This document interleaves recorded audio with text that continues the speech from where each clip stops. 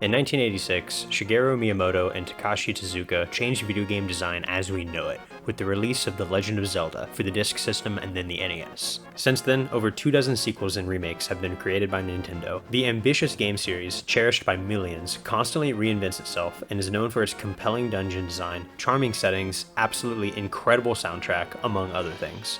The adventures of the protagonist, Link, vary in nature throughout the series, but there are common themes and story elements that connect each game, as well as game mechanics and items that you will come upon multiple times when playing through the entire series.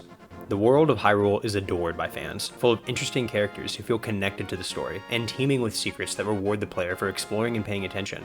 So how can we use this in D&D to make more compelling adventures? Is there more to this formula than meets the eye? I'm Alex, and this is what The Legend of Zelda can teach us about D&D.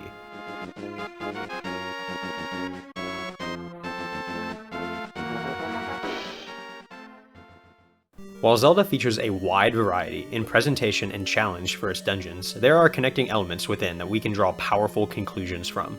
Depending on what games you played in the series, the Zelda Dungeon can mean many different things to you. In games like The Legend of Zelda, Link's Awakening, Oracle of Ages, and Oracle of Seasons, you have repeating backgrounds, an eerie 8-bit theme, and tricky staircases that lead to complicated layout design. In late-game dungeons, you can even be forced to find the boss by looking for holes in the map, testing the player's awareness. Titles like Link to the Past, Minish Cap, Phantom Hourglass all feature multi-floored dungeons with powerful themes, but still holding on to those smaller and more detail-oriented puzzles that take place in compact spaces. And then the heavy hitters. The titles Breath of the Wild, Majora's Mask, Ocarina of Time, Twilight Princess, they all feature massive 3D dungeons of striking theme, variety, and difficulty.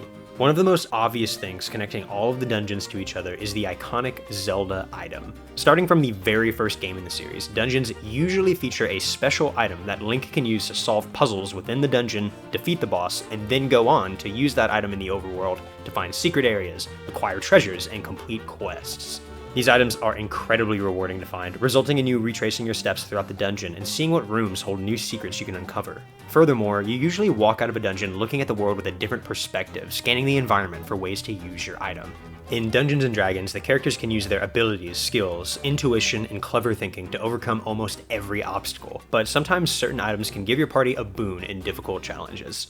Let's use a literal example, the Water Temple from Ocarina of Time. Let's say a group of player characters entered the Water Temple. Some might try to climb to higher, unreachable levels, or descend into the murky waters, holding their breath. The surfaces are slippery, and climbing ends in failure. But the wizard has fly, and the druid has prepared water breathing. Through teamwork, the party finds themselves at the entrance to their quarry's lair, without raising or lowering the water level. But alas, the door is locked. Big key? Who needs it? The wizard has knock prepared, and the rogue has her thieves' tools. Clearly, this isn't going to be one-to-one.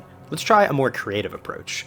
The party is walking the halls of a mad illusionist's lair. The casters are low on spells, from casting Dispel Magic, See Invisibility, Find Traps, and other spells to nullify illusions found around every corner. The party stumbles across another dead end. But what's this? A skeleton of a dead wizard tucked in a corner. In the bag, the party finds a wand of secrets. He must have died wandering these same halls. With this item, the group locates secret passageways to bypass traps and illusions, finally arriving at the spire of the tower. This old fool and his tricks are history. The big key, and dungeon item in this case, is the wand, which uncovers the passage to the wizard's lair. It doesn't have to be a literal key, there just needs to be an obstacle, an objective, an impassable barrier, or group of barriers, thwarting the party's progression until the dungeon's puzzle is figured out and then solved.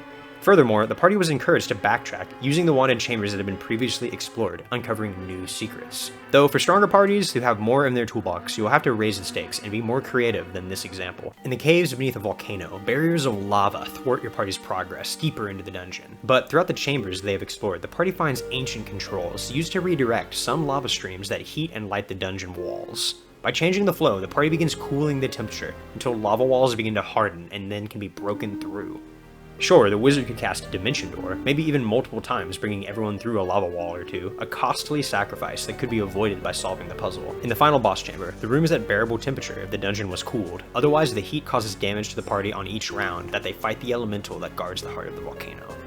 In this situation, no item was actually granted. The party was rewarded for investigating the controls and figuring out if they redirect the lava streams out of certain chambers, they can cause walls to cool. And then they were encouraged to backtrack and explore while the dungeon maintains a theme and a sense of adventure. By providing roadblocks that can't be avoided conventionally, the party has to get creative with their problem solving and try to be more mindful of clues along the way in your dungeons. Rewarding a party's attention to minor detail causes them to be more vigilant and willing to think outside the box.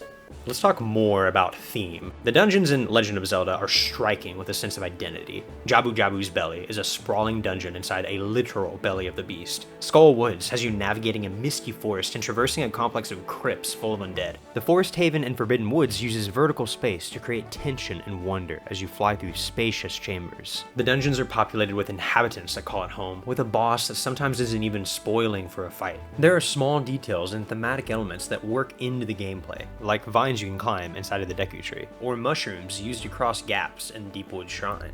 Even the older dungeons like Face Shrine in Link's Awakening invoke deep emotions like loneliness and mystery. The dungeons feel like they've been resting in the world for many years, just waiting to be unearthed, and like they belong in the world. These themes are easy to translate to D&D. An ancient temple to a long-forgotten deity tucked in an overgrown forest. A mine of nefarious rock gnomes who have delved deep into glistening caverns. A mountaintop roost home to a powerful spellcaster, littered with wild magic surges.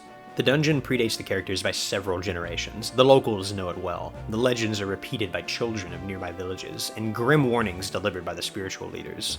The landscape around the dungeon is unkept. Natural hazards and wildlife hinder the party's approach. The world feels alive.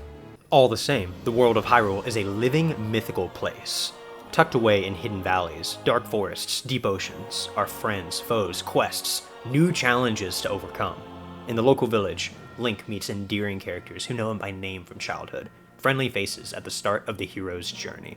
As you complete your first dungeon and you set off into the world, you encounter new strange people of various races, backgrounds, and creeds. Friends and enemies are around every corner, and strange monsters litter the lands between each quarry. As you delve deeper into your quest, the stakes get raised. Your closest allies are put in danger. You learn of an ancient kingdom and an evil that threatens your world. The conflict becomes bigger than just the adventure you've been having along the way.